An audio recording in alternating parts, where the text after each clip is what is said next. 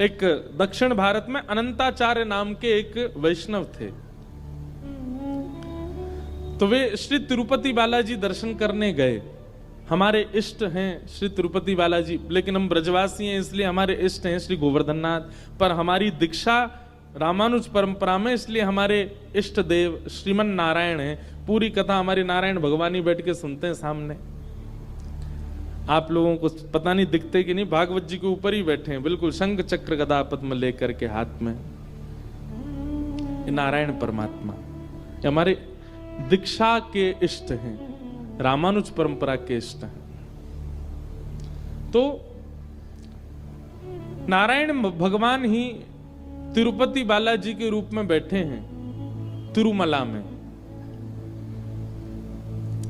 इस कथा के पहले दिन ही पता नहीं कोई बालक तिरुपति जी का प्रसाद लेके आया यहां पर बिसौली में। कुछ दिन पहले कुछ विवाद भी हुए थे, वहां के प्रसाद में कुछ ऐसी वस्तुएं मिलाई गई, उसके प्रति भी ये दर्शन हो रहे हैं। ये हमारे नारायण भगवान है। ये पूरी कथा श्रवण करते हैं व्यास मंच के ऊपर विराज के, भागवत जी के ऊपर ही बैठते हैं छोटे से। और हमें ऐसा लगता है हमारे अंदर जो भी भावना आती, ये जब व्यास मंच पे हम बैठते हैं ना, तो चौकी भागवत जी और फिर नारायण, ये बिल्कुल हमारे हृदय के सामने ही है। तो जब ये कुछ भावना प्रकट करते हैं हृदय में, तभी मुख से निकलती है, ऐसी भावना मन में आती है। तो श्री तिरुपति बालाजी में एक बार श्री अनंताचार्य जी पहुंचे बहुत वर्ष पहले। तो उन्होंने जाकर के देखा, बालाजी का जब दर्शन किया, तो दर्शन करने के बाद उनके मन में आया कि पहाड़ पर इतने सुंदर ठाकुर जी विराज रहे हैं, पहाड़ के ऊपर जब बहुत गर्मी पड़ती होगी तो श्री ठाकुर जी को बहुत श्रम होता होगा, क्योंकि पहाड़ गर्मियों में गर्म हो जाते हैं। तो उन्होंने मन में विचार किया कि अगर एक सरोवर यहां मैं बनवा दूं, कोई धन नहीं था उनके पास में, लेकिन वो था कि मैं खुद परिश्रम करके खोद खोद के एक सरोवर बना दूं, वर्षा होगी खूब पानी भर जाएगा तो ठाकुर जी जल क्रीड़ा कर लेंगे, थोड़ा जल समीप होगा तो उससे ठाकुर जी को ज्यादा श्रम नहीं होगा। तो श्री अनंताचार्य, ये एक वैष्णव का स्वभाव है। हम लोग कैसे हैं पता है, बिहारी जी गए, दर्शन किए, बिहारी जी दिख गए, चलो वापस भाग के बसौली। हम तो ऐसे हैं। वास्तविक वैष्णव कौन, वृंदावन गए, बिहारी जी का दर्शन करके उसने यह विचार किया कि ठाकुर जी को कहीं ऐसा कोई कष्ट तो नहीं, वृंदावन में लोग बाग आते हैं गंदगी कर जाते हैं, कहीं इससे ठाकुर जी को पीड़ा तो नहीं होती होगी, हमें बहुत होती है। श्री यमुना जी जिसमें ठाकुर जी नित्य किलोल करते हैं, आज उस यमुना जी का जलपान तक नहीं कर सकते हम। ऐसी भावना जिसके चित्त में प्रकट होती हो कि मैं धाम के लिए कुछ कर जाऊं, मैं ठाकुर जी के सुख के लिए कुछ करके जाऊं। उनको तो सब कुछ है, पर फिर भी मेरे मन की भावना कि मैं कुछ ठाकुर जी के लिए करूं। ये फूल बंगला आज एक अलग भावना से बनवाते हैं लोग वृंदावन में। ये किस लिए किए जाते थे कि बहुत गर्मी होती है तो भैया खूब सारे मोंगरा के, खूब सारे चमेली के पुष्प इकट्ठे करके हम ठाकुर जी का बंगला बनवाएं, ठाकुर जी को ठंडक रहे। पर अब लोग बंगला इसलिए बनवाते हैं, बिहारी जी के बिल्कुल नीचे पोस्टर पर अपना नाम लिख,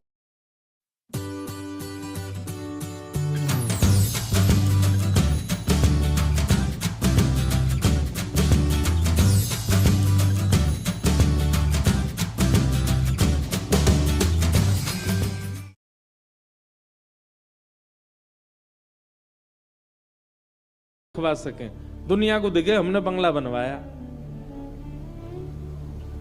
तो क्रियाएं ठाकुर जी के सुख के लिए की जाती हैं। तो अनंताचार्य जी ने मन में विचार किया कि मैं एक सरोवर का निर्माण यदि तिरुपति बालाजी ऊपर पर्वत पर कर दूं तो ठाकुर जी को सुख रहेगा। उस समय इतना वैभव नहीं था। तो अनंताचार्य जी, उनकी पत्नी वो सगर्भा थी, उनके गर्भ में कुछ महीने का बालक था, वो भी साथ में थी। तो उन्होंने अपनी पत्नी से कहा, देखो हम ठाकुर जी के लिए एक सरोवर बनाएंगे, गड्ढा खोदेंगे, यहाँ पे वर्षा होगी तो बढ़िया जल भर जाएगा, ठाकुर जी को सुख मिलेगा। अब हम अकेले हैं, हमारे साथ कोई तो नहीं, तुमको थोड़ी सी हमारे साथ परिश्रम करना पड़ेगा। पत्नी बोली, क्या करना है? बोले, हम पत्थर काटेंगे, गड्ढा करेंगे, उसको एक परात में भरेंगे, तुम उसको उठा करके दूर पटक के आया करना, दूर जब एक स्थान है वहां फेंक दिया करना।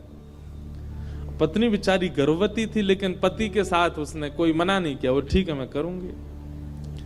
लेकिन हमारे ठाकुर जी को बड़ी दया आ गई, बोले बताओ ये मेरे लिए इतना विचार कर रहे हैं और इनकी पत्नी सगर्भा को तो आराम करना चाहिए, वो उठा करके सामग्री फेंकेगी।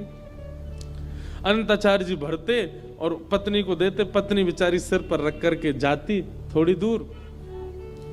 1-2 दिन निकल गए, ठाकुर जी से सहन नहीं हुआ। 1-2 दिन नहीं निकले थे तो 1-2 बार ही वो गई थी, ठाकुर जी से नहीं हुआ। ठाकुर जी तुरंत एक नन्हे से बालक का रूप, सांवरा सलोना स्वरूप बना लिया ठाकुर जी ने, और ठाकुर जी आते और वो मैया जैसे ही उठा के नेक दूर आती तुरंत आते और ठाकुर जी इशारे से करते लाओ हमको दो। तो बेचारी वो गर्भवती थी, थोड़ी थक तो जाती थी। अच्छा तुम मेरी सहायता कराओगे, लो एक हाथ से तुम पकड़ो एक हाथ से मैं पकड़ूं। तो जैसे ही वो नीचे करते ठाकुर जी छीन के भागते और लेके जाते और दूर पटक के तुरंत आते और परात खाली दे देते, ले जाओ। तो उनको लगा बेचारा छोटा सा बालक है, बड़ी सहायता कर रहा है मेरी। अब अनंताचार्य जी ने विचार किया, मैं खोद करके इसको देता हूं और इतनी दूर पटकने के लिए कहा गया, ये तो बड़ी, मैं दूसरा खुदाई नहीं कर पाता, इतनी जल्दी तो ये आ जाती है। पसीना पसीना हुए अनंताचार्य जी। थोड़ी देर बाद बोले देवी एक बात बताओ, तुम ये कहां पटक के आती हो सारा? बोले आपने जहां बताया वहीं। वो तुम इतनी जल्दी दौड़ के चली जाती हो फिर आ भी जाती हो वापस? तब उसने कहा, बोले नहीं देखो मैं आपसे क्या छुपाऊं, मैं तो उठा के यहां तक ही जाती हूं, वहां एक नन्हा सा बालक है सांवरा सलोना सा, वो आकर के मुझसे पूरी परात लेके भाग जाता है, वो ही डाल के तुरंत लाके दे देता है। तो अनंताचार्य जी बोले कौन बालक है? बोले आप दो परात में दिखाऊं। परात में भर के जैसे ही लेकर के गए तो कोई और नहीं, साक्षात श्री तिरुपति बालाजी बालक के रूप में खड़े थे। अनंताचार्य जी बोले ठाकुर जी आप राजा हो, आप धिराजा हो, आप सर्वगुण संपन्न हो, आप पूरे विश्व के नाथ हो, लेकिन ये सेवा का सौभाग्य तो हमारा है, ये हमारे पास ही रहने दीजिए, ये हमसे छीनिए मत नाथ। आपकी सेवा करना हमारा धर्म है, हमारा सौभाग्य है, कम से कम ये तो हमको प्रेम से करने दो। आप इसमें भी आकर के जो है हमारी सेवा की चोरी कर रहे हो। ठाकुर जी बोले नहीं, हमसे देखा नहीं जा रहा है, आप लोग इतना श्रम कर रहे हो और ये तो सगर्भा हैं, उठा के लेके जाती हैं, हमसे देखा नहीं जाता, हम नहीं कर रहे, हम खुद ही करेंगे। तो कहते हैं श्री अनंताचार्य जी लकुट लेकर के ठाकुर जी को डराते हुए पीछे भागे, बोले मंदिर में चले जाओ चुपचाप, निकल के मत आना बाहर, सेवा का सौभाग्य हमारा है, हमें चुपचाप करने दो। तो ठाकुर जी उनके डर के मारे चुपचाप मंदिर में जाके विराजमान हो गए, बाहर निकल के नहीं आए। बोले भैया इतना डरा रहे हैं, लेकिन ठाकुर जी ने मन में विचार किया, बोले भैया हमसे देखा नहीं जा रहा है, वो उनकी पत्नी सगर्भा है। तो ठाकुर जी ने तुरंत नगर के राजा को स्वप्न दिया और स्वप्न देकर के कहा अपनी पूरी सेना लेकर के आओ और बड़े बड़े उद्योगपतियों को लेकर के आओ, और यहां पर अनंताचार्य जी एक सरोवर का निर्माण कर रहे हैं, उनका हाथ बटा करके शीघ्र अतिशीघ्र सरोवर बनवाओ। आज भी वो सरोवर वहां तिरुपति में विराजमान है। उस सरोवर की खास बात ये कि वो सूर्य उदय पर खोदना प्रारंभ हुआ और सूर्यास्त तक बनकर के तैयार हो गया था, इतनी सेना लगी उसमें। तो ठाकुर जी भी डरते हैं अपने वैष्णवों से, और ये भय एक भय अच्छा वाला भय जिसके कारण आप संभल के रहते हो, ऐसा जीवन में एक होना चाहिए। और कोई ऐसा परिवार में नहीं दिखता तो फिर ठाकुर जी से थोड़ा तो भय रखो। मैं गलत करूंगा, गलत खाऊंगा, गलत बोलूंगा तो ठाकुर जी नाराज हो जाएंगे, इतना ही भय रखो। बिना भय के जीवन नहीं होना, भय सूक्ष्म रूप में जीवन में होना चाहिए। हाँ, जीवन के आर्तों से, जीवन के विषादों से निर्भीक रहो, लेकिन जीवन में संभलने के लिए एक भय तो होना चाहिए, अच्छा वाला भय। तो भगवान का विवाह जाम्बती के साथ हुआ। तीसरा विवाह सत्राजित यादव की पुत्री सत्यभामा के साथ हुआ। और चौथा विवाह हमारी ब्रजमंडल की रस रानी श्री यमुना जी के साथ में। हो मीठे रस से भरोड़ी महारानी लागे, महारानी लागे, मोहे प्यारो प्यारो यमुना जीरो पानी लागे। मीठे रस से भरोड़ी महारानी लागे, महारानी लागे, मोहे प्यारो प्यारो यमुना जीरो पानी लागे। मीठे रस से भरोड़ी महारानी लागे, महारानी लागे, मोहे प्यारो प्यारो यमुना जीरो पानी लागे। करताल बजा के गाते हुए सब लोग महारानी लागे, महारानी लागे, प्यारो प्यारो यमुना जीरो पानी लागे। ओ मोहे प्यारो प्यारो यमुना जीरो पानी लागे। मोहे प्यारो प्यारो यमुना जीरो पानी। श्याम सुंदर श्री यमुने महारानी की।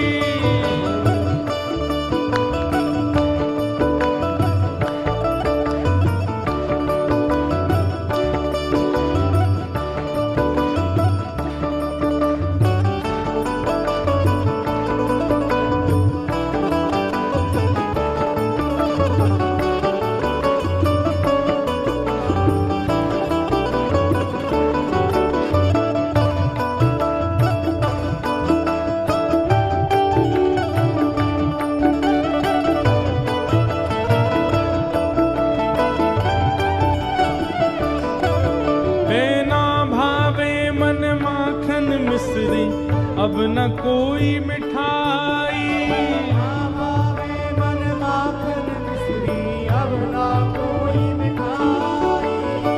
मारी जीवड़िया ने भावे राधा नाम मलाई। मारी जीवड़िया ने भावे राधा नाम मलाई। मारी जीवड़िया ने भावे राधा नाम मलाई। मारी जीवड़िया ने भावे राधा नाम मलाई। राधा नाम में सफल जिंदगानी लागे।